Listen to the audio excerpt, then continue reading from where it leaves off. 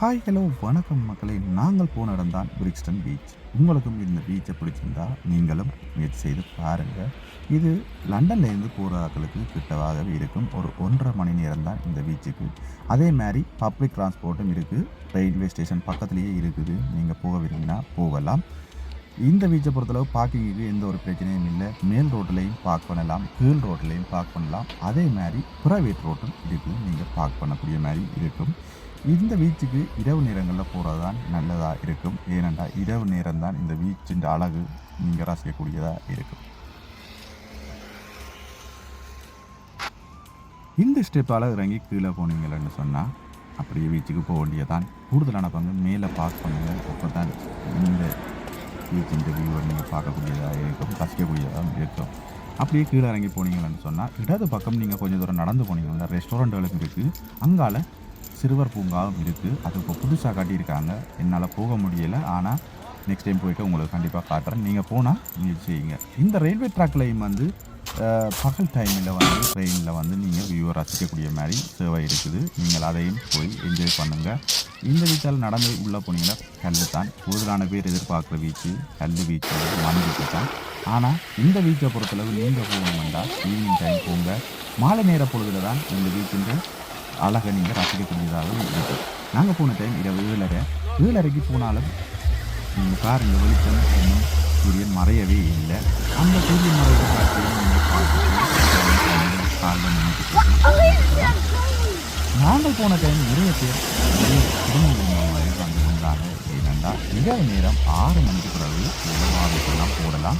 நீங்கள் இதையும் முயற்சி செய்து பாருங்கள். உங்களுக்கு இந்த பீச்சு கண்டிப்பாக பிடிக்கும். இரவு நேரம் ஆக்களுக்கு இயற்கை ரசிக்கணும் என்று நினைத்து போராக்களுக்கு இந்த பீச்சு உகந்ததாகவே இருக்கும். அதே மாதிரி நாங்கள் எல்லாருமே மண் பீச்சை மட்டும்தான் எதிர்பார்ப்போம். ஆனால் இது கல் பீச்சு தான். கொஞ்சம் தூரம் தண்ணிக்கு இறங்கி போனீங்கள்னு சொன்னால் அங்கால மண் தான். உங்களுக்கு காலில் எந்த ஒரு பிரச்சனையுமே வராது. இறங்கி தண்ணிக்கு குளிக்க போகணும்னு நினைக்கிறார்கள், இறங்கி நம்பிக்கையாக குளிக்கலாம். ஏனென்றால் அங்கால மண் தான். மேலே தான் கல்லுகளாகவே இருக்குது, கீழே மண் தான். அதே மாதிரி நாங்கள் போன டைமுக்கு பிறகு நிறைய குடும்பங்கள் பாபிக்குகள் போட்டு சாப்பிட்டுட்டு அவங்களும் இயற்கையை ரசித்து கொண்டே இருந்தாங்க.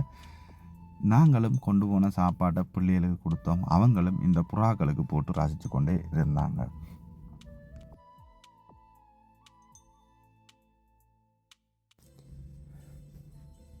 நீங்கள் கார் வச்சுருக்கணுமென்று கட்டாயம் இல்லை. இந்த பீச்சுக்கு போகிறதுக்கு பப்ளிக் டிரான்ஸ்போர்ட் நான் சொன்ன மாதிரியே இருக்குது. ரயில்வே ஸ்டேஷன்லேருந்து இறங்கினீங்கன்னா 5 நிமிஷத்தில் நடந்தே போயிடலாம் இந்த பீச்சுக்கு. அதே மாதிரி பகலில் போனீங்கன்னா நிறைய ஆக்டிவிட்டி எல்லாமே இருக்குது. அதையும் நீங்கள் ரசிக்கலாம், விளையாடலாம். அதற்கு பிறகு கூட இரவு நேரங்களில் இந்த பீச்சை நீங்கள் ரசித்து நடந்து இயற்கையை ரசிக்கலாம். நாங்களும் கொண்டு போன சாப்பாடு எல்லாத்தையும் பிள்ளையை கொடுக்க அவங்களும் கொடுத்து விளையாடிட்டே இருந்தாங்க. புறா மகனும் பிள்ளையும் சூப்பராகவே என்ஜாய் பண்ணினாங்க. நீங்களும் உங்களோட பிள்ளைகளை கூட்டிகிட்டு போனீங்கண்டா, இப்படி ஏதாவது பார்த்து சாப்பாடை கொண்டு போனீங்கன்னா அவங்க மகிழ்ச்சியாகவே கொண்டாடுவாங்க. இந்த இடத்த அவங்களும் மனதளவில் ஹாப்பியாக இருப்பாங்க. நீங்களும் அந்த பார்த்து ரசித்து கொண்டே இருக்கலாம்.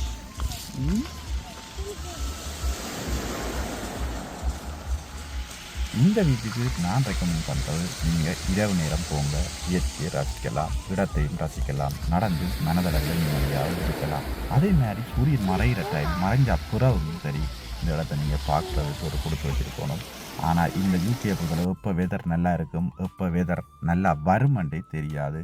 2 நாள் சூரியன் உதிக்கும், 2 நாள் வெக்கையாக இருக்கும், 3ஆம் நாள் குளிர துவங்கிடும், இல்லை மழை பெய்ய துவங்கிடும். எப்பப்போ சந்தர்ப்பம் கிடைக்குதோ அப்பப்போ நீங்களும் சில இடங்களுக்கு போய் சந்தோஷமாக இருங்க. அதுதான் இந்த வெளிநாட்டை பொறுத்தளவு எல்லாருக்குமே மனதளவில் ஹாப்பியாக இருக்கும். இரவு நேரங்களில் சூரியன் மறைஞ்சாக்கு அப்புறம் எல்லாருமே பாவிக்கு போடுறதும் பரபரப்பாகவே இருந்தது இந்த ஏரியா. நாங்கள் பாவிக்கு மிஷின் கொண்டு போவேல, அதால் நாங்கள் அவங்க பாவிக்கு போட்டு சாப்பிட்டதை ரசித்ததான் மிச்சம். நாங்களும் அப்படியே சரி இரவு வாக்கிங் போவோம்ன்ட்டு அப்படியே நடக்க வலிக்கிட்டால் சில இடங்களில் கேம்பிங் பண்ணிட்டு இருந்ததையும் பார்க்கக்கூடியதாக இருந்தது. நிறைய பப்புகள், நிறைய ரெஸ்டாரண்ட்டுகள் இருந்தது. நாங்கள் லேட்டாக போனதால் நிறைய ரெஸ்டாரண்ட்டுகள் க்ளோஸ் பண்ணிட்டாங்க. இப்படியே நடந்து போனீங்கன்னா இந்த டவரில் வந்து கேபிள் ஓடுற இடம் இருக்குது. அதே மாதிரி நீங்கள் அங்கே போனீங்கன்னா கோல்ஃப் விளையாடலாம். இதெல்லாமே நீங்கள் பகல் டைமில் போனால் தான் இந்த ஆக்டிவிட்டி எல்லாமே செய்ய முடியும். இரவு 7 மணிக்கு பிறகு எல்லாமே மூடிடுவாங்க.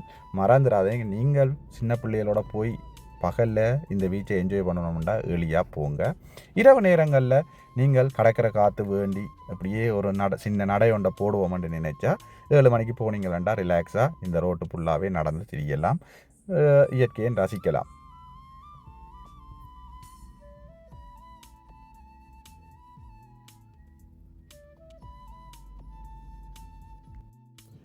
அதே மாதிரி உங்களுக்கு நடக்கிறதுக்கு கஷ்டமாக இருந்தால் இந்த ரெண்டட் சைக்கிள் எடுத்து நீங்களும் ஓடலாம்.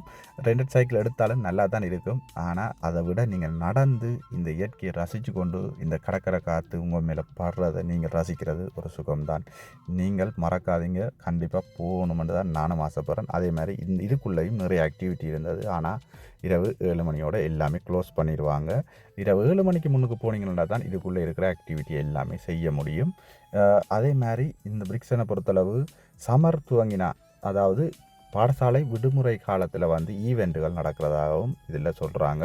இரவு நேரங்களில் தான் அந்த ஈவெண்ட்டு நடக்கும்.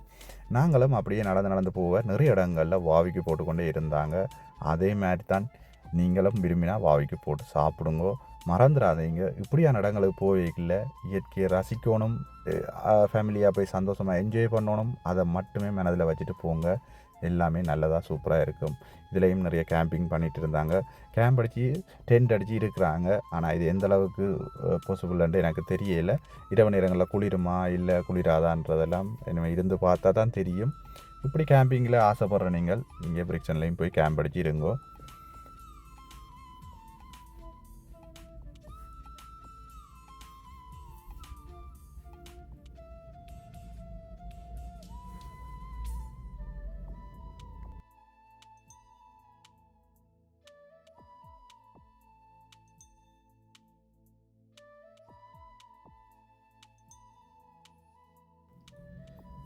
அதே மாதிரி நாங்கள் நடந்து முடிஞ்ச அப்புறம் ஒரு சின்ன ஃபிஷ் அண்ட் சிப்ஸுக்கு சாப்பிடுவோம்ன்ட்டு வந்தோம். இந்த ரெஸ்டாரண்ட்டில் தான் சாப்பாடு ஆர்டர் பண்ணிவிட்டு நாங்களும் வெயிட் பண்ணிவிட்டு இருந்தோம். ப்ரைஸை பொறுத்தளவு ரீசனபிள் ப்ரைஸ் தான், அளவுக்கு அதிகமான எக்ஸ்பென்சிவாக இல்லை. நார்மலாக வெளியில் விற்கிறத விட ஒரு 1 பவுண்ட் 2 பவுண்ட் தான் எக்ஸ்பென்சிவாக இருந்ததை தவிர மற்றபடி நீங்கள் எதிர்பார்க்குற அளவுக்கு பீச்சில் போனால் நிறைய காசு ஸ்பெண்ட் பண்ணணும் சாப்பாடுக்குன்னு நினைக்காதீங்க. ரீசனான ப்ரைஸ் தான். நாங்கள் ஆர்டர் பண்ணிவிட்டு இதிலேருந்து பிள்ளைகளோட சாப்பிட்டுட்டு இயற்கையை ரசிச்சுட்டு அப்படியே இருந்தோம்.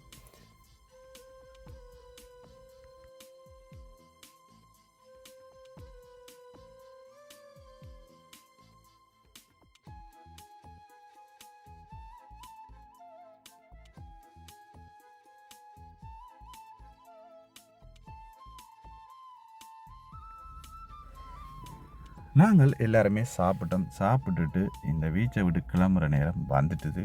நாங்கள் போன டைமுக்கும் நாங்கள் கிளம்பின நேரத்துக்கும் நிறையவே நாங்கள் அந்த பீச்சை விட்டு கிளம்பிக்க 11:30 ஆகிட்டுது. அதால் இனிமேல் நிற்கிறது சரியில்லைன்ட்டு தான் நாங்களும் வலிக்கிட்டுட்டு போக வலிக்கிட்டோம். அதே மாதிரி நீங்களும் இந்த வெளிநாட்டில் இருக்கிற முழு பேருமே மனதளவில் சரி இல்லை உடம்பளவில் சரி எல்லாருமே பாதிக்கப்பட்டுத்தானே இருக்கிறோம். ஏனென்றால் காலையில் எழும்பினோன்னே வேலை, அந்த வேலை முடிஞ்சோடனே திரும்ப பஸ்ஸில் வந்து திரும்பி அடுத்த வேலைக்கு ஓடுவோம். இதுதான் வெளிநாட்டு வாழ்க்கை.